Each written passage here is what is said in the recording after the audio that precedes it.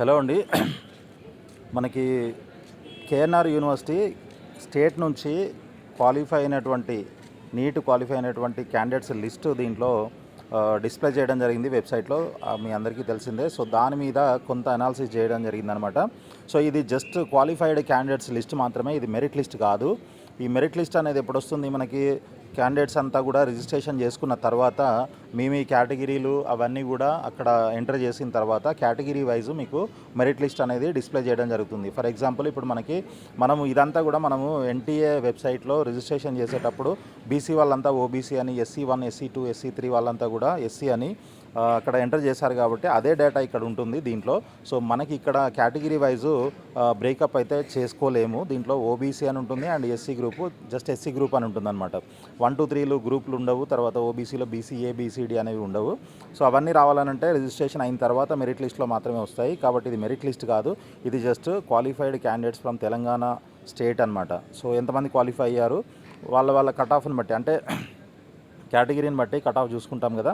So దాన్ని బట్టి మీరు ఇక్కడ చెక్ చేసుకొని మీ నేమ్ ఉందా లేదా అనేది ఒకసారి చూసుకోండి ఈ లిస్ట్లో. ఒకవేళ మీ నేమ్ లేకపోతే మీరు టెన్షన్ పడాల్సిన అవసరం లేదు. మీకు 177 కంటే ఎక్కువ మార్క్స్ వచ్చి మీరు కనుక ఈ SC ST BC కేటగిరీస్లో ఉన్నట్లయితే మీరు రిజిస్టర్ చేసుకున్న తర్వాత మీ ఎలిజిబిలిటీ అనేది ఆటోమేటిక్గా వచ్చేస్తుంది. కాబట్టి మీరు టెన్షన్ పడాల్సిన అవసరం లేదు. అదేవిధంగా కొంతమంది వేరే స్టేట్ నుంచి కూడా రాసుంటారు, వాళ్ళ లిస్ట్ దీంట్లో ఉండకపోవచ్చు. కాబట్టి టెన్షన్ ఏం అవసరం లేదు. మీకు రిజర్వేషన్ ఉండి, ఇది జనరల్ ఈడబ్ల్యూఎస్ అయితేనేమో 213 అండ్ ఎబోవ్ మార్క్స్ వచ్చిన వాళ్ళందరూ క్వాలిఫై అయ్యే. తర్వాత ఓబీసీ అంటే BC వాళ్ళు, SC వాళ్ళు, ST వాళ్ళు వీళ్ళంతా కూడా 177 అండ్ ఎబోవ్ వచ్చినట్లయితే వీళ్ళంతా కూడా క్వాలిఫై అయినట్లే. ఇంకా టెన్షన్ దీంట్లో లేకపోతే మీరు టెన్షన్ పడాల్సిన అవసరం అయితే లేదు ప్రస్తుతానికి. ఒకవేళ కొంతమంది మీకు అక్కడ ఓసీలో మీరు ఎగ్జామ్ రాసి ఉంటారు, అంటే ఎగ్జామ్ రాసేటప్పుడు మీకు సర్టిఫికేట్ లేక ఓసీ అని అక్కడ ఎంటర్ చేసి ఉంటారు. ఇక్కడికి వచ్చేసరికి ఏమైంది, ఇక్కడ మీకు BC ఉంటుంది కాబట్టి మీరు ఇక్కడ BC సర్టిఫికేట్ సబ్మిట్ చేసి అప్లోడ్ చేసి రిజిస్టర్ చేసుకున్నట్లయితే మీరు BC కింద ఎలిజిబుల్ అవుతారు. కాబట్టి మీకు 177 అండ్ ఎబోవ్ ఉన్నట్లయితే మిమ్మల్ని BC కింద ఎలిజిబుల్ చేస్తారు. కాబట్టి మీరు టెన్షన్ పడాల్సిన అవసరం లేదు.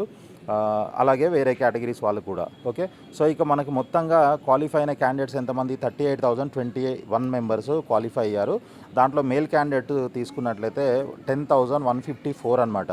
ఓకే, 10,154 మేల్ ఉన్నారు. ఫీమేల్ వచ్చేసరికి 27,867. ఆల్మోస్ట్ మనకి 70% దాకా అమ్మాయిలే ఉన్నారు. సో ఇది ఎవ్రీ ఇయర్ ఉండేదే, ఎప్పుడు ఉండేదే మనకి. తర్వాత ఇక కేటగిరీ వైజ్ చూసుకున్నట్లయితే అన్రిజర్వ్డ్ 7,864 క్యాండిడేట్స్ ఉన్నారు. అదేవిధంగా అన్రిజర్వ్డ్ ఈడబ్ల్యూఎస్లో 3,224 మెంబర్స్ ఉన్నారు. తర్వాత ఓబీసీ చెప్పాను కదా, దీంట్లో BCని డివైడ్ చేసి కేటగిరీస్ ఉండవు, ఓన్లీ OBC అని ఉంటుంది. దీంట్లోనే ఇప్పుడు మనకి స్టేట్ లెవెల్లో BCA BCDE అని ఉంటాయి కాబట్టి వీళ్ళంతా కలిపి OBC కింద ఉంటారు. సో 15,935 క్యాండిడేట్స్ అయితే దీంట్లో ఉన్నారు. ఇక SC క్యాండిడేట్లు తీసుకున్నట్లయితే 6,679 మెంబర్స్ ఉన్నారు. దీంట్లో మళ్ళీ 1 2 3 అని 3 గ్రూప్స్ కింద డివైడ్ అవుతుంది. అదంతా కూడా రిజిస్ట్రేషన్ తర్వాత వస్తుందన్నమాట ఆ స్టాటిస్టిక్స్ అన్నీ కూడా. తర్వాత ST క్యాండిడేట్లు అయితే మనకి 4,218 ఉన్నాయి. ఇక PWDలో 101 మెంబర్స్ ఉన్నారు. ఓకే, అండ్ ఇక స్కోరు రేంజ్ చూసుకున్నట్లయితే ఇప్పుడు మనకి మినిమం క్వాలిఫైయింగ్ కట్ ఆఫ్ 177 ఇప్పుడు రిజర్వేషన్ ఉన్న వాళ్ళకి. సో అక్కడ నుంచి తీసుకొని మనము హయ్యెస్ట్ ర్యాంకు 700 వరకు తీసుకున్నట్లయితే 177 నుంచి 200 మధ్యలో 2,585 మంది స్టూడెంట్స్ ఉన్నారు. ఇక 201 నుంచి 300 మధ్యలో 14,089 క్యాండిడేట్స్ ఉన్నారు. 301 నుంచి 400 మధ్యలో 13,241 క్యాండిడేట్స్ ఉన్నారు. అదేవిధంగా 401 నుంచి 500 మధ్యలో 6,849 క్యాండిడేట్స్ ఉన్నారు. ఇక 501 నుంచి 600 మధ్యలో తీసుకున్నట్లయితే 1,051 మాత్రమే ఉన్నారు.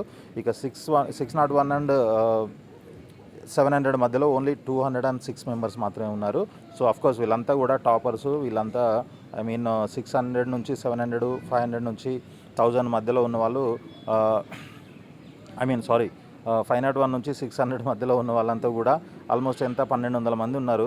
మరి దీంట్లో ఆల్ ఇండియా కోటాకి ఎంతమంది వెళ్తారు అనే దానిపైన మనకి కట్ ఆఫ్లు కూడా డిపెండ్ అయి ఉంటాయన్నమాట. దాంతోపాటు ఇక్కడ కేటగిరీస్ డివైడ్ అయిన తర్వాత ఏ కేటగిరీ వాళ్ళకి ఎంత ర్యాంక్ వరకు రావచ్చు అనేది మనకి అప్పుడు కరెక్ట్ అనాలిసిస్ అనేది వర్కౌట్ అవుతుంది. సో అప్పటిదాకా కూడా అంతా బ్లైండ్గా చూడాల్సిందే. దీంట్లో మనము అంటే అఫ్కోర్స్ OC లేదా ST వీళ్ళకి ఏదైనా కొంచెం అనాలిసిస్ చేసి చూడొచ్చు. ఆఫ్ కోర్స్ లాస్ట్ ఇయర్ డేటాని బట్టి.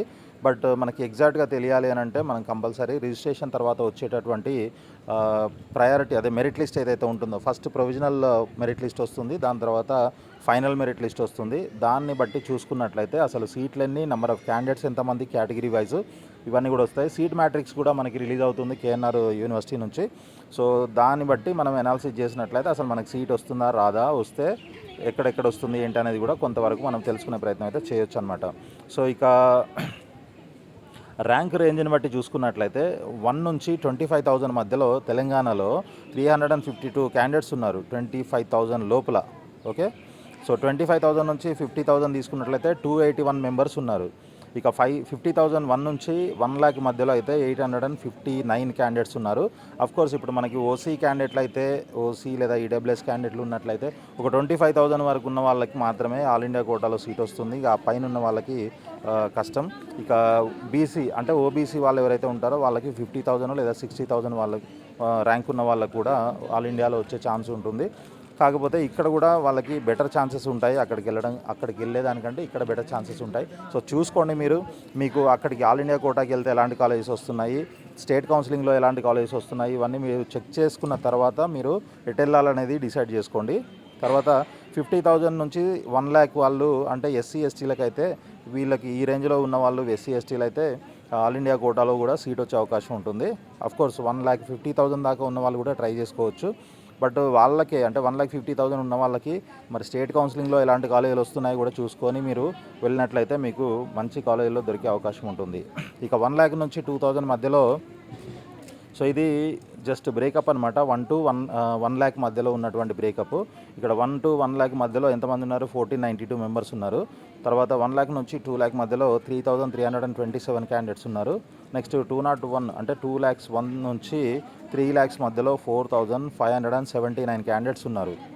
ఇక 3,01,000 నుంచి 4,000 మధ్యలో 4,481 క్యాండిడేట్స్ ఉంటే, ఇక మనకి 4 lakhs నుంచి 5 lakhs మధ్యలో 3,959, 5 నుంచి 6 lakhs మధ్యలో 3,722, 6 నుంచి 7 lakhs మధ్యలో 3,428, తర్వాత 7 to 8 lakhs మధ్యలో 3,224, 8 నుంచి 9 lakhs మధ్యలో 3,065, 9 lakhs నుంచి 10 lakhs మధ్యలో 2,960, 10 lakhs నుంచి 11 lakhs మధ్యలో 1,979, తర్వాత 11 to 12 lakhs వచ్చేసి 1,805. సో ఇది మనకి టోటల్ బ్రేకప్ అనమాట ర్యాంక్ వైజ్. సో ర్యాంక్ ఈ బ్యాండ్లో ఎంతమంది ఉన్నారు, సో ఎక్కువ ఎక్కడ ఉన్నారు అని అంటే 3 to 4 lakhs మధ్యలో ఎక్కువ మంది ఉన్నారు, 4,400. దానికంటే ఎక్కువ అంటే 2 lakhs నుంచి 3 lakhs మధ్యలో 4,579 క్యాండిడేట్స్ ఉన్నారు.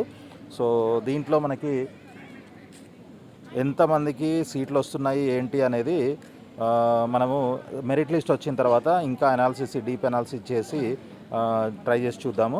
ఓకే, సో ప్రస్తుతానికి ఇది మనకి ఉన్నటువంటి అప్డేటు. దీని తర్వాత మనకి ఆల్ ఇండియా కోటా, అదేవిధంగా స్టేట్ కోటా కౌన్సిలింగ్ ఏదైతే ఉంటుందో వాటికి సంబంధించిన డేట్స్ కూడా వచ్చాయి.